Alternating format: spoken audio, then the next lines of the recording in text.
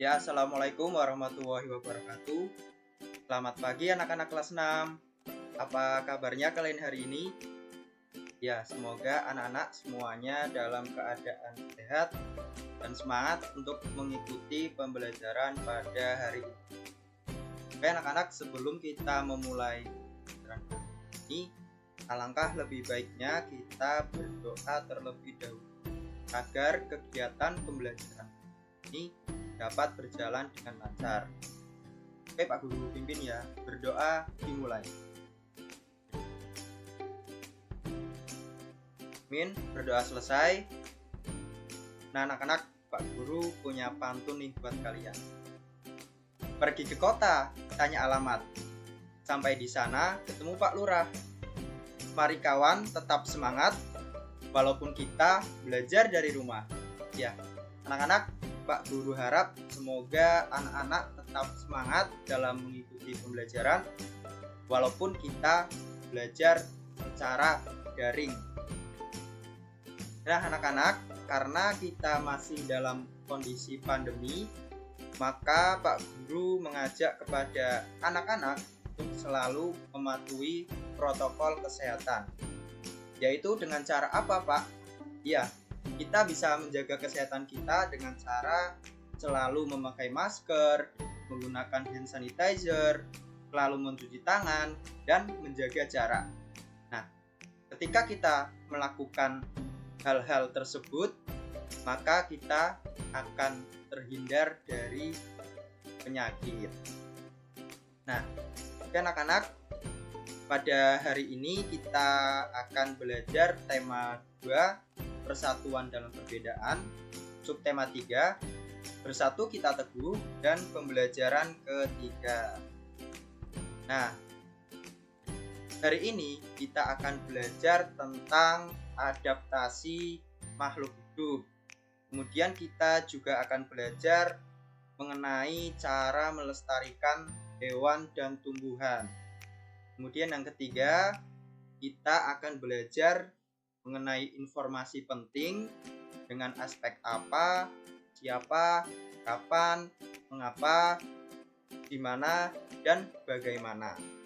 Nah, langsung saja ya kita masuk ke materi. Nah, di sini Pak Guru sudah mempunyai 3 gambar hewan. Iya, apakah anak-anak ada yang tahu gambar hewan apa saja yang Pak Guru tunjukkan? Ya, betul sekali. Gambar yang pertama adalah gambar burung pelikan. Yang gambar yang kedua adalah gambar burung hantu. Dan gambar yang ketiga adalah gambar bunglon. Nah, gambar tersebut, dari ketiga gambar tersebut memiliki ciri-ciri khas yang berbeda. Dari ketiga hewan tersebut mempunyai cara adaptasi yang berbeda-beda antara satu dengan yang lainnya. Nah, kita bahas yang pertama adalah gambar burung pelikan. Nah, jika kita perhatikan dengan seksama,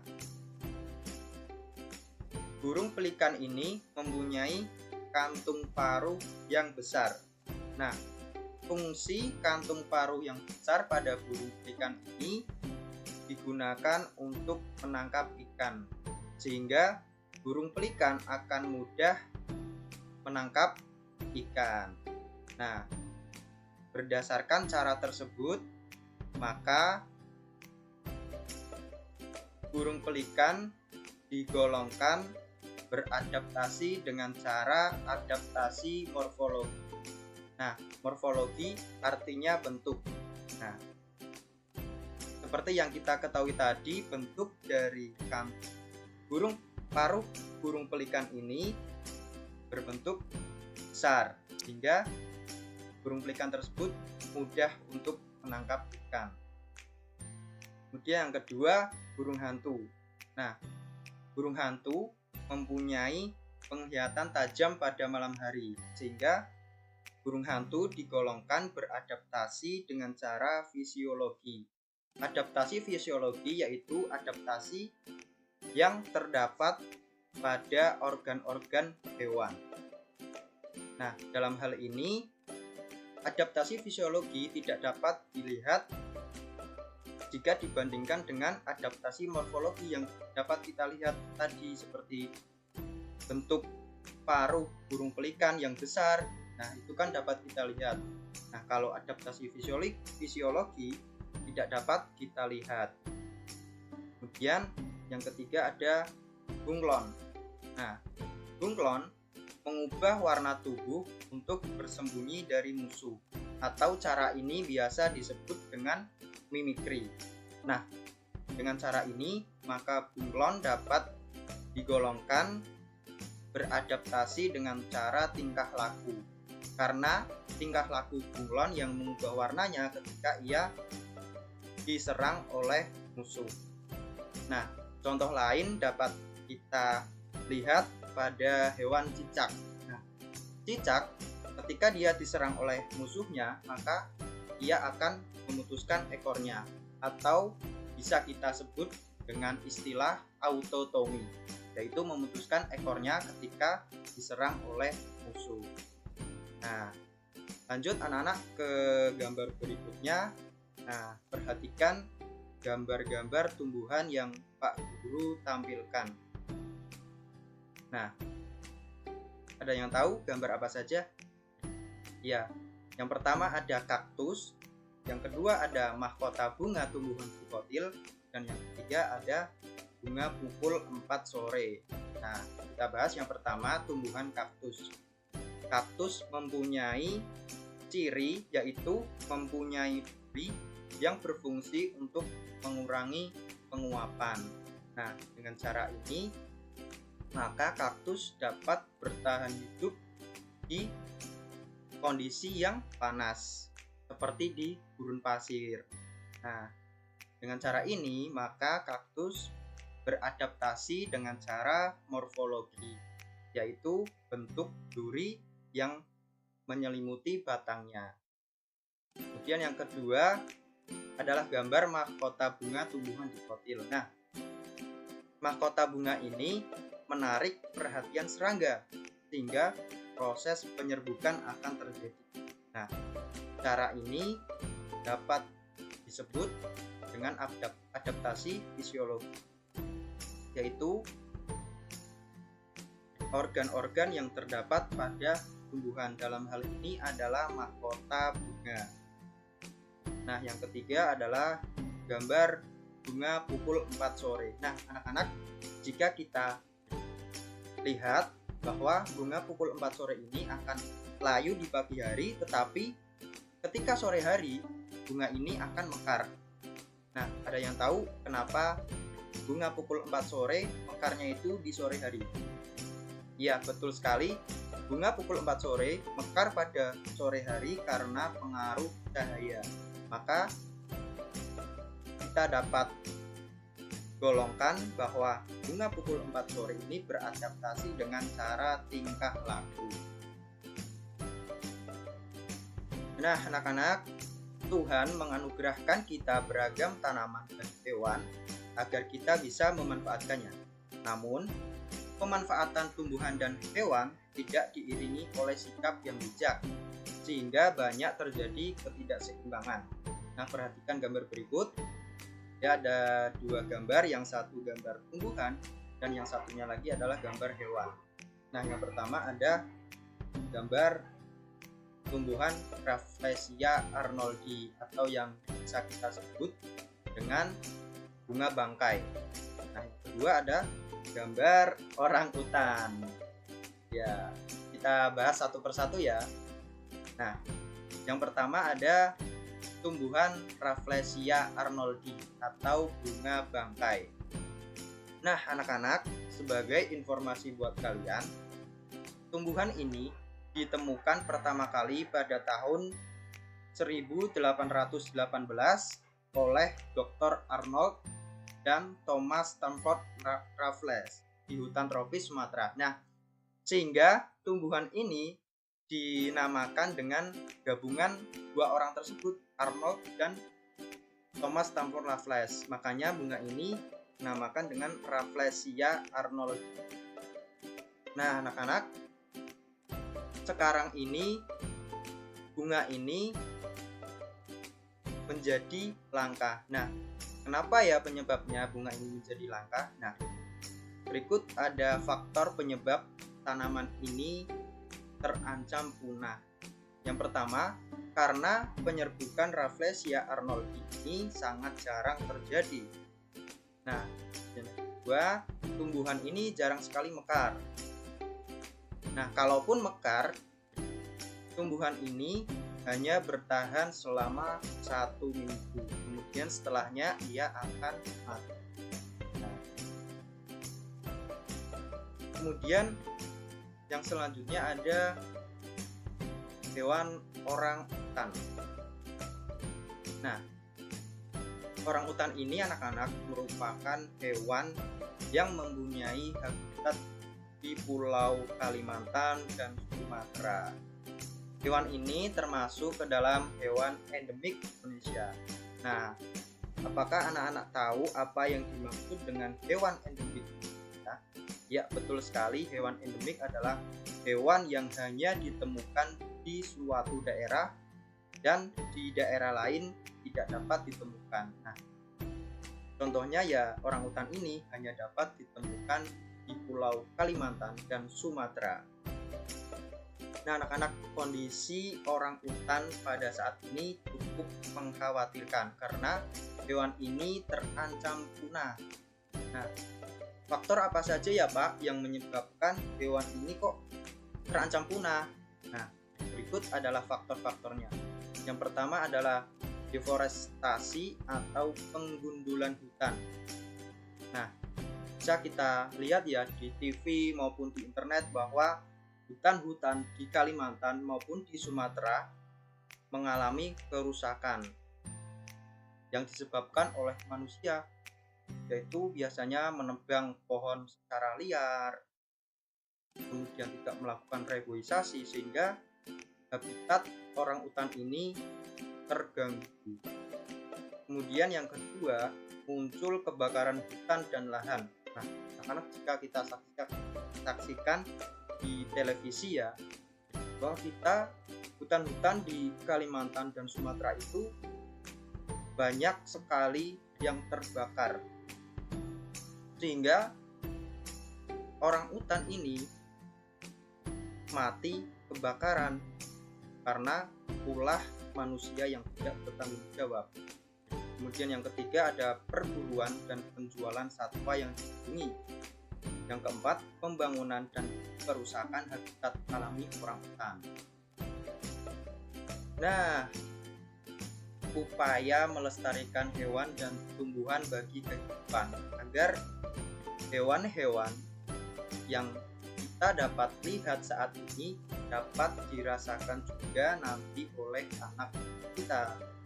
Nah, caranya bagaimana untuk melestarikan hewan-hewan tersebut agar tidak terancam punah? Nah, yang pertama adalah kita bisa menjaga habitat alami hewan maupun tumbuhan dengan tidak menghentikan secara liar. Yang kedua, melindungi hewan-hewan yang terancam punah seperti layaknya komodo di Flores, dan orangutan, badak berjubah satu. Nah, semuanya itu harus kita lindungi agar dapat dinikmati oleh anak cucu kita nanti. Yang ketiga, tidak berburu hewan yang terancam punah. Maka yang keempat, melakukan reboisasi. Nah, inilah yang harus dilakukan oleh manusia ketika menebang pohon di hutan itu. Ya, harusnya kita menebang pohon di hutan dengan cara tebang pilih, tidak menebang secara liar, dan kita seharusnya melakukan reboisasi agar tidak mengganggu habitat di lingkungan tersebut. Dan yang terakhir ini kita dapat membuat cagar alam. Nah, anak-anak, coba perhatikan gambar poster yang ada di layar. Nah, nanti Pak Guru akan memberikan tugas kepada kalian, yaitu membuat poster tentang cara-cara melestarikan hewan. Nah, langkah-langkah untuk membuat poster itu dapat dilakukan. Yang pertama, menentukan objek atau tema poster. Nah, tema yang akan kita pilih nanti yaitu cara melestarikan hewan maupun tumbuhan yang terancam punah. Kemudian yang kedua, rumuskan kata-kata atau pesan yang akan disampaikan dalam poster. Nah, anak-anak, pada poster yang akan kalian buat nanti hendaknya dimasukkan kalimat ajakan. Misalnya, jaga dan lindungi gajah Sumatera dari kepunahan. Nah, dengan cara ini kita dapat mengajak orang-orang di sekitar kita untuk melindungi hewan-hewan yang langka agar tidak mengalami kepunahan. Nah, yang ketiga, susunlah kalimat singkat dan jelas, padat dan bermakna. Nah, upayakan kalimat-kalimat itu kalimat singkat, jangan panjang-panjang. Nah, kemudian pilihlah gambar yang unik sehingga mudah dilihat. Nah, dalam hal ini kalian bisa memilih salah satu tumbuhan atau hewan yang terancam punah yang bisa kalian jadikan sebagai referensi untuk mengerjakan tugas. Dan yang kelima, perhatikan paduan warna saat poster. Nah, hendaknya poster itu dilengkapi dengan warna agar dapat menarik orang-orang yang melihat. Itu ya anak-anak.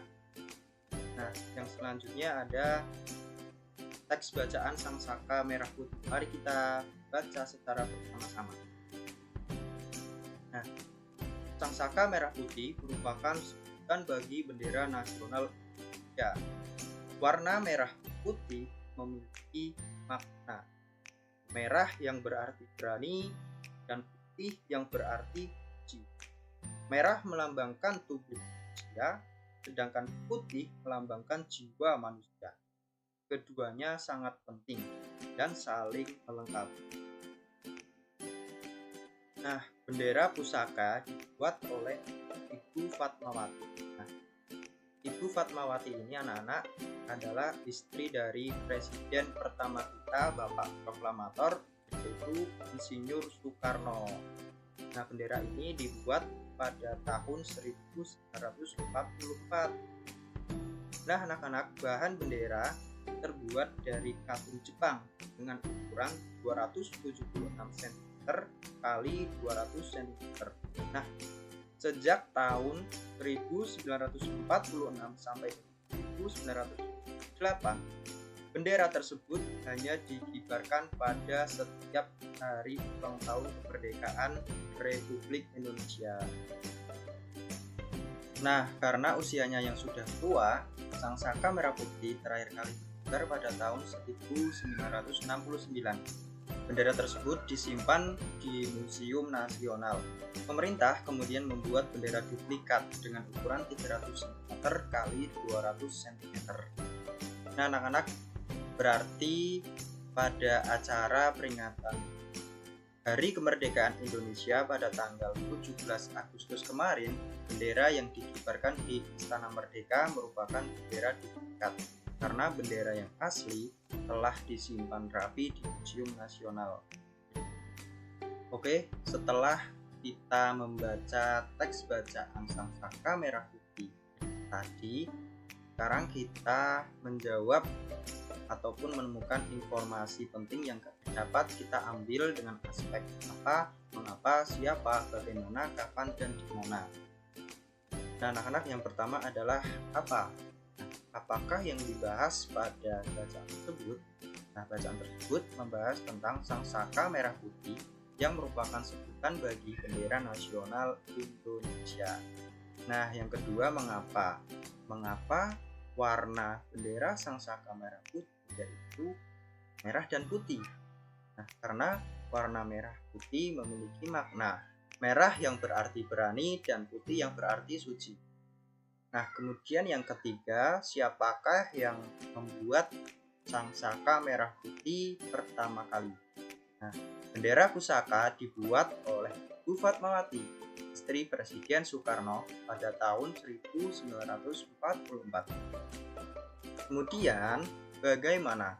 Nah, bagaimanakah bendera pusaka tersebut dibuat?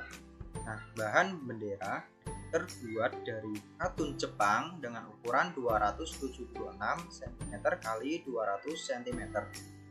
Kemudian kapan bendera tersebut dibuat? Nah, jawabannya adalah Sangsaka Merah Putih dibuat pada tahun 1944. Dan yang terakhir adalah aspek di manakah bendera pusaka disimpan. Nah, Sangsaka Merah Putih disimpan di Museum Nasional. Nah, anak-anak, demikianlah pembelajaran kita pada hari ini. Jadi dapat kita simpulkan kita telah belajar mengenai cara adaptasi makhluk hidup, kemudian cara melestarikan tumbuhan dan hewan, dan kita belajar tentang menemukan informasi penting yang ada dalam teks bacaan dengan aspek apa, mengapa, kapan, siapa, di mana, dan bagaimana. Nah, anak-anak, setelah ini Pak Guru mempunyai tugas untuk kalian kerjakan.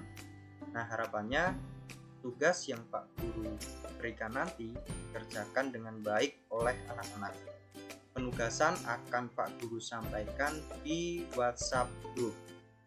Nah, dan anak-anak, Pak Guru mengingatkan lagi untuk selalu mematuhi protokol kesehatan dengan cara memakai masker, menggunakan hand sanitizer, selalu mencuci tangan, dan menjaga jarak agar kita semuanya terhindar dari berbagai macam penyakit. Oke anak-anak, sebelum kita mengakhiri pembelajaran pada hari ini, alangkah baiknya kita berdoa. Berdoa dimulai. Amin, berdoa selesai. Wassalamualaikum warahmatullahi wabarakatuh.